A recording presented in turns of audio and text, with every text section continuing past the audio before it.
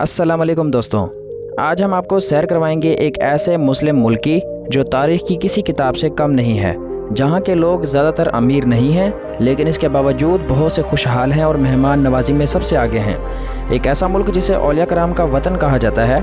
जी हाँ, आज हम आपको सैर करवाएंगे अज़्बेकिस्तान की। इस वीडियो में हम आपको बताएंगे कि अज़्बेकिस्तान में कौन से औलिया कराम के मज़ारात हैं, अज़्बेकिस्तान की तारीख़ क्या है और यहाँ के लोगों का रहन सहन कैसा है, विज़िटर्स कौन से मकामात सबसे ज़्यादा विज़िट करते हैं और पाकिस्तान से इस मुल्क का वीज़ा लगवाने का क्या तरीका है। इसके अलावा इस मुल्क के बारे में ऐसे हक़ाइक़ आपको बताएंगे जो आपने पहले कभी नहीं सुने होंगे। तो चलिए दोस्तों, अपने इस शानदार वीडियो का आगाज़ करते हैं। दोस्तों, इस मुल्क का ऑफिशियल नाम रिपब्लिक ऑफ अज़्बेकिस्तान है। इसका मतलब अज़्बक लोगों की सरज़मीन। इस मुल्क से हमारी वाक़फ़ियत जज्बाती भी है और रूहानी भी और अक़ली तौर पर भी बहुत ज़्यादा है। इसकी ख़ास वजह यहाँ के मुहद्दिसीन औलिया कराम और एक तारीख़ी नाम जिसे अमीर तैमूर कहा जाता है। ये तारीख़ के बड़े फ़ातिहीन में से एक था जिसने दुनिया के बड़े बड़े ममालिक को फ़तह किया। इमाम बुखारी रहमतुल्लाह अलैह को कौन नहीं जानता और कौन नहीं जानना चाहता, जो तारीख़ के बहुत बड़े मुहद्दिस गुजरे हैं। इस मुल्क के रकबे की बात की जाए तो इस मुल्क का तकरीबन कुल रकबा 4,48,978 मुरबा किलोमीटर है और अगर आबादी की बात करें तो इसकी कुल आबादी तकरीबन 35 मिलियन के करीब है। इस मुल्क के जनूब मगरिब में तुर्कमानिस्तान, शुमाल में काज़किस्तान, जनूब में ताजिकिस्तान और मशरिक में किर्गिस्तान वाक़ हैं। ये एक लैंड लॉक्ड कंट्री है, यानी इसके किसी भी तरफ समंदर नहीं है। दोस्तों, यहाँ के लोग ना सिर्फ इल्म और तारीख़ में आगे हैं बल्कि इनकी मेहमान नवाजी और मोहब्बत भी पूरी दुनिया में मशहूर है। अगर आप चाहते हैं कि गुर्बत में खुशहाल और मुतमईन ज़िंदगी गुजारना सीखें तो अज़्बेकिस्तान के लोगों से बेहतर उस्ताद आपको कोई नहीं मिलेगा। यहाँ के बाज़ार, मसाजिद और तारीख़ी मकामात आपको ऐसा महसूस करवाएंगे जैसे आप बहुत पुराने वक्त में सफ़र कर रहे हों। अज़्बेकिस्तान की सकाफ़त और तारीख़ हर किसी को हैरान कर देती है। अज़्बेकिस्तान के बारे में एक और हैरानकुन हकीकत ये है कि यहाँ कानून की बहुत सख्त पाबंदी की जाती है।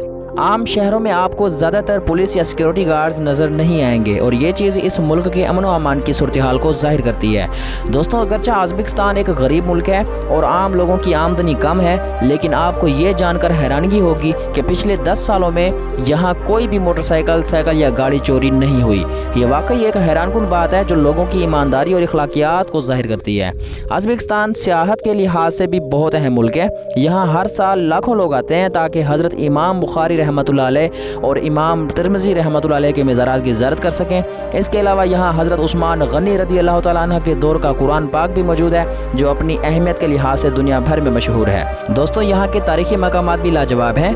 बाहर के ममालिक से लोग यहाँ आकर अबू अली सीना और अल ख्वारिज़मी जैसे अजीम उलमा की यादगारें देखते हैं जिन्होंने साइंस, तिब और अलजिब्रा जैसे अलूम में दुनिया को हैरान कर दिया।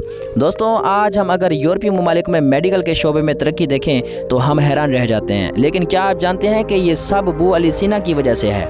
इनकी ये किताब अल कानून फिल अल तिब आज भी यूरोप की मेडिकल यूनिवर्सिटियों में पढ़ाई जाती है और इनके निसाब का बड़ा हिस्सा इसी किताब से लिया गया है। इसके अलावा आजकल जो सर्जरी के आलात इस्तेमाल होते हैं इनमें भी अबू अली सीना का बड़ा किरदार है। दोस्तों, अगर हम हदीस और इस्लामी तारीख़ की बात करें तो एक नाम सबसे ऊपर आता है और वो है इमाम बुखारी रहमतुल्लाह अलैह। इमाम बुखारी 194 हिजरी में अज़्बेकिस्तान के शहर बुखारा में पैदा हुए। इनका असल नाम मोहम्मद बिन इस्माइल था। बचपन ही से इन्हें इल्म हासिल करने का बहुत शौक़ था। इन्होंने बचपन में कुरान हिफ्ज़ किया और फिर हदीस की तालीम हासिल करना शुरू की। इनकी सबसे बड़ी खिदमत ये है कि इन्होंने सही अहादीस को जमा किया और इन्हें एक मुनज़्ज़म किताब की शक्ल दी जिसे हम सही बुखारी के नाम से जानते हैं। ये कुरान मजीद के बाद सबसे ज़्यादा मसनद किताब मानी जाती है। इमाम बुखारी ने दुनिया के मुख्तलिफ इलाकों का सफ़र किया ताकि सही अहादीस जमा कर सकें। वो एक एक हदीस की तहकीक के लिए सैकड़ों किलोमीटर सफ़र करते थे। इनके सफ़र में मिस्र, इराक, शाम और हिजाज शामिल हैं।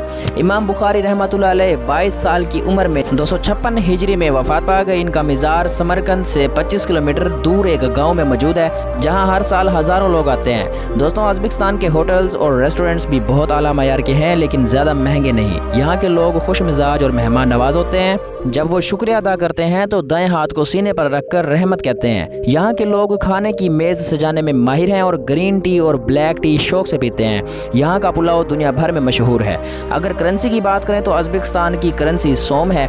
एक पाकिस्तानी रुपया तकरीबन 44 सोम के बराबर है। दोस्तों, एक और दिलचस्प हकीकत ये है कि जब अज़्बेकिस्तान सवेद सोवियत यूनियन से आज़ाद हुआ तो सबसे पहले इसे तस्लीम करने वालों में पाकिस्तान शामिल था।